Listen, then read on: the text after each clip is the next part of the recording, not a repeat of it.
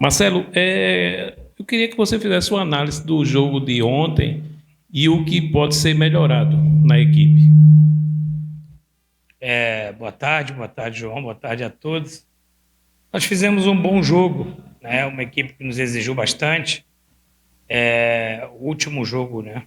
Treino, esse foi mais como amistoso, né? Da preparação para a pré-temporada, finalizando a pré-temporada.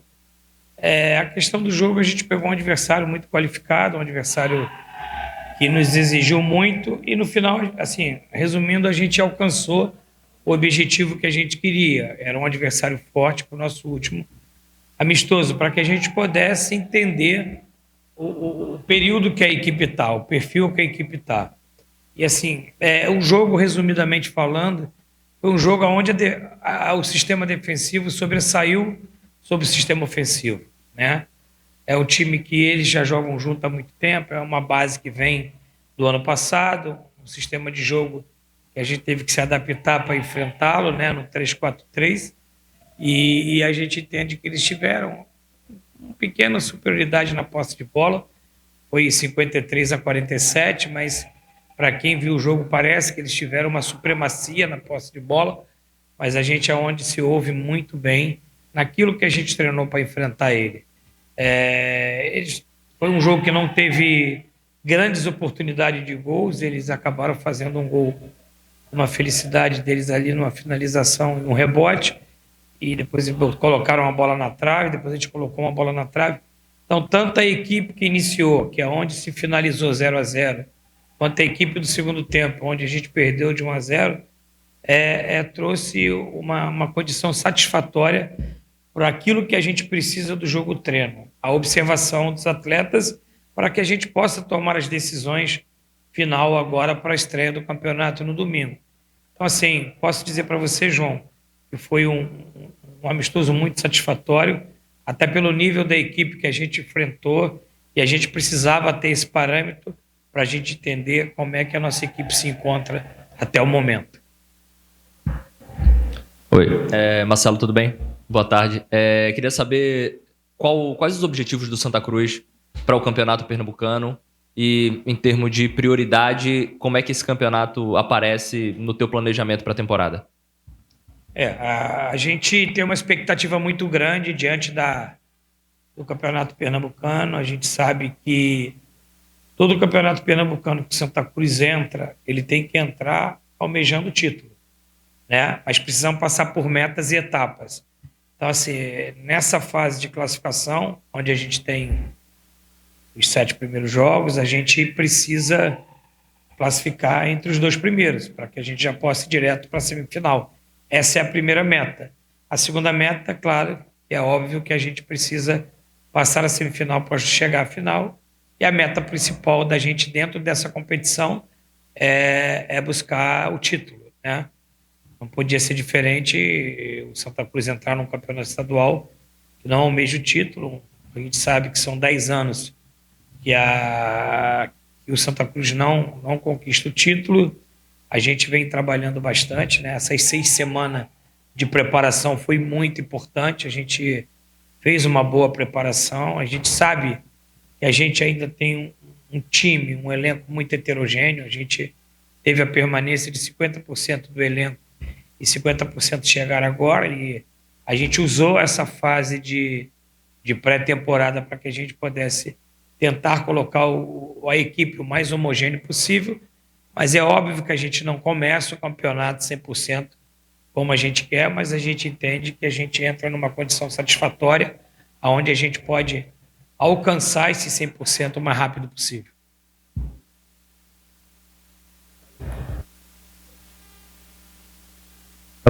Opa, boa tarde, tudo bem? No jogo de ontem, fazendo um pouco de análise, senti um pouco o Santa Cruz com uma dificuldade ofensiva naquele terço final ali. Foi até uma coisa que o Eurico reconheceu, né? Natural também pelo estágio da temporada. Queria saber se esse ajuste ofensivo é a tua prioridade para esses primeiros jogos da temporada, e se, pegando o gancho dessa questão que você falou do jejum do clube, se dá um motivador a mais para encerrar esse jejum? Sim, a gente conseguiu ter um mecanismo de chegar até o último terço, né? Então, quando você fala de uma melhora de último terço, é um acabamento melhor, né? Um refinamento melhor, pode ser na assistência ou na própria finalização. Eu acredito que isso vai melhorar nos jogos, né? A gente vem, quando você está ainda dentro de uma pré-temporada, né? A gente termina ela, né, ontem no jogo amistoso, que é o último ato que a gente tem da pré-temporada. Ainda assim os jogadores vêm um pouco com resquício da pré-temporada, dos trabalhos físicos, da ênfase de trabalhos analíticos, e acaba a gente ainda não estar, como a gente diz, né, com a perna apropriada ainda para ter um melhor refino de uma assistência, de uma finalização, e eu creio que isso vai melhorar ao passar dos jogos, né, que é onde a gente diminui a carga de treinamento para que a gente possa entrar na parte de competitividade. E é bom a sua pergunta para a gente esclarecer o torcedor por que a gente precisou fazer essas 6 semanas de pré-temporada e dar uma ênfase à parte física, né? Aos trabalhos físicos, aos trabalhos analíticos, porque agora a gente vai ter uma sequência até o final do Campeonato Pernambucano de jogos quarta e domingo. Então você não vai ter como priorizar nenhuma questão de parte física, de trabalho de força, tudo isso, e a gente vai ter praticamente jogo, recuperação e jogo. Então, por isso que a gente deu uma ênfase maior a essa pré-temporada de 6 semanas, para que a equipe entre numa condição plausível física e a gente possa ter esse ganho, né, da questão de um refino mais técnico no caminhar da temporada e principalmente da competição. Boa tarde, Marcelo. Flávio, do Bibiribe 1285. Você falou da posse de bola e eu estava acompanhando a questão da posse de bola, eu estava fazendo, né, a estatística da partida ontem, e uma coisa que me chamou a atenção foi que até a parada técnica ali no primeiro tempo, o Defensa e Justiça teve uma superioridade na posse de bola. Mas após essa parada, o Santa Cruz equilibrou mais a questão da posse de bola, subiu um pouco mais sua marcação, dificultou a saída de bola da equipe adversária. Foi uma instrução sua e você considera que é um desafio seu e da equipe ter esse equilíbrio, tanto defensivo quanto ofensivo, ao longo da temporada? Sim, hoje até a gente evidenciou, né? A gente sempre faz a reunião pós-jogo, né, da comissão técnica, e falamos muito sobre isso, né? Nós tivemos uma equipe no primeiro tempo, uma equipe no segundo tempo, e no primeiro tempo, a parada técnica, né? Eu sou um cara oriundo do futsal. Então, eu por mim, todo jogo teria uma parada de hidratação, uma parada técnica aos 25 minutos, como os esportes de quadra, no caso, como o futsal e o tiro direito. E eu gosto de aproveitar muito para fazer esse ajuste que a gente conseguiu fazer ontem, dentro da leitura do jogo, que eles tinham uma saída muito forte pelo lado esquerdo, com o zagueiro do lado esquerdo e com o seu ala, que tinha muita profundidade, e eu precisava subir um pouco essa marcação na saída do zagueiro pela esquerda, que era mais qualificado, e sim encurtar um pouco mais os cruzamentos do ala esquerda e adiantar um pouco mais a marcação, tanto que, no meu ver, o melhor período da primeira parte da equipe foi a segunda metade do primeiro tempo. E eu vou só voltar à pergunta do seu companheiro aqui, que ele me perguntou sobre os 10 anos, se isso traz uma motivação. Eu esqueci de responder a ele. Claro que traz uma motivação, principalmente nós que estamos chegando e estamos trabalhando pela primeira vez o estadual no Santa Cruz. Um time como o Santa Cruz, com essa torcida, sinceramente não pode ficar 10 anos sem conquistar título. Não pode. Eu não quero conjecturar o que foi da minha chegada para trás, mas o que a gente vai tentar fazer uma competição muito competitiva e buscar esse título para a nossa torcida.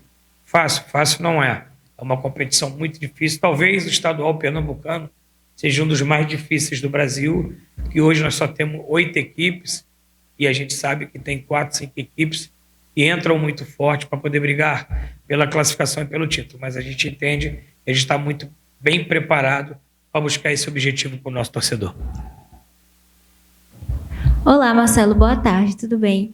Meu nome é Giovana. Eu gostaria de saber o que a torcida coral pode esperar de você para esse 2026. 2025 foi um ano bom, a gente conseguiu acesso, mas eu gostaria de saber sobre a Série C, claro, e sobre o Pernambucano. O que é que a torcida pode esperar de você aí à frente do time? Obrigada. Obrigado. Giovana, boa tarde. A gente tem objetivos muito claros para essa temporada, né? A gente já tem um planejamento já elaborado e quero ressaltar que dentro do planejamento a pré-temporada foi uma pré-temporada muito bem feita. A gente conseguiu aproveitar todos os momentos dessa pré-temporada, tanto os treinamentos como os jogos treino, como o amistoso, para que a gente pudesse ter toda a observação, para que a gente pudesse entrar bem na temporada. Eu acho que uma temporada você tem muito êxito quando você faz uma boa pré-temporada. Você começa a construir uma casa pelo alicerce, então não pelo telhado. Então a gente fez um bom alicerce, uma boa pré-temporada, para sim, Giovana, a gente entra nessas duas competições que você citou, não só para que a gente possa classificar, né, no estadual e buscar o título, né, e como na Série C também, não só para o acesso, também para buscar o título. Esse é o nosso objetivo dentro da temporada.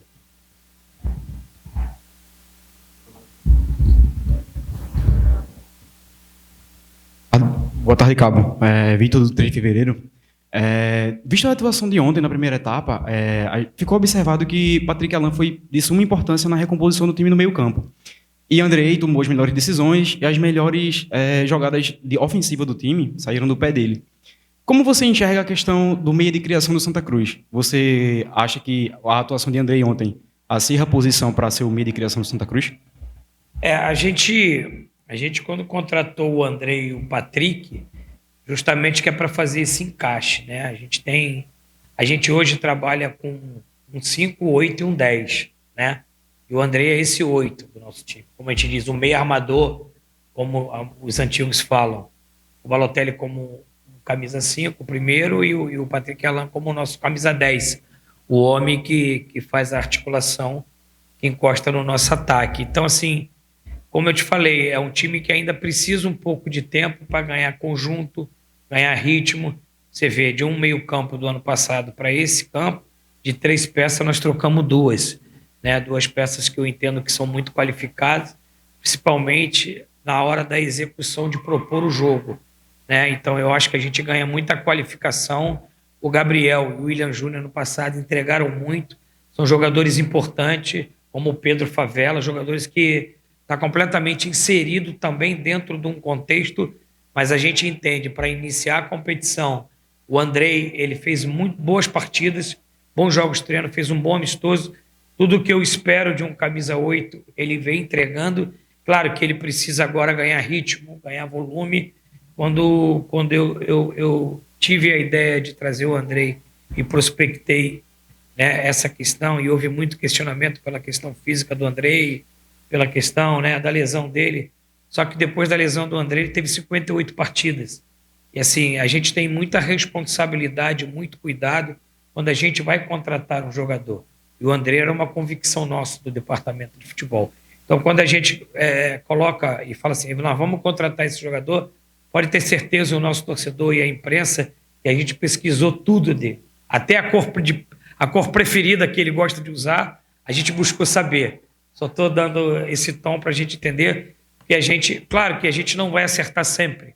A gente tem hora também que uma ideia também não vai dar certo, mas a gente sempre buscar todas as informações possíveis e com o Andrei não foi diferente. Então, dentro da tua pergunta, a gente tem um encaixe muito bom no nosso meio-campo. Então, assim, é um meio-campo que cria uma perspectiva muito positiva para a sequência do campeonato e é um setor que eu estou muito tranquilo. Tudo pelo que os 3 entregaram, e tanto quanto o Pedro, o Favela, o Gabriel e o William Júnior também vem entregando na pré-temporada. Não. Cabo, boa tarde. Matheus Miguel, do JCN. Eu queria saber se a lesão de Ianso lhe preocupa para o jogo de domingo e se vai ter quem sai na frente, o William ou o Matheus Vinícius, para assumir o lugar de Ianso no próximo jogo. Bom, o Ianso sabe que, assim, que toda lesão a gente precisa tem o diagnóstico clínico na hora e depois a gente tem, né, 24 horas que os médicos pedem para poder fazer uma nova reavaliação. Então, com certeza, Hoje o nosso departamento médico deve passar um parecer da questão do Jansson, né? E a gente vai saber se a gente pode contar com ele ou não. Caso não possa contar com ele, eu tenho 2 jogadores ali que, se eu vou falar com sinceridade, se eu jogar a camisa para o alto, o primeiro a pegar vai estar bem entregue. Mas, com certeza, eu vou tomar a decisão plausível dentro daquilo que a gente analisa do adversário, para a gente poder escolher o melhor substituto para o Jansson. E eu falo para você que ainda vai ser uma decisão que eu vou tomar daqui para frente.